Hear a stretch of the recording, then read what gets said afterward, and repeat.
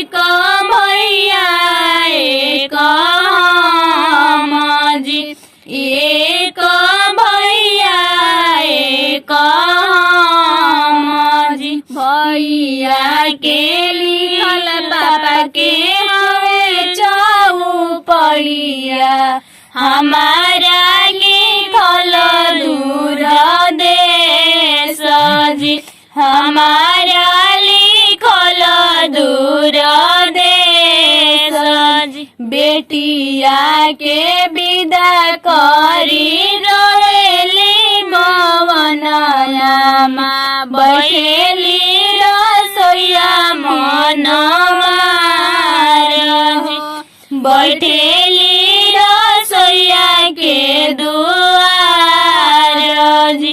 अंगना में घूमी घूमी रोवेले कवन पापा, बेटी के दाना समुझाई हो। अंगना में घूमी घूमी रोवेले रमेश पापा, बेटी के दाना समुझाई हो।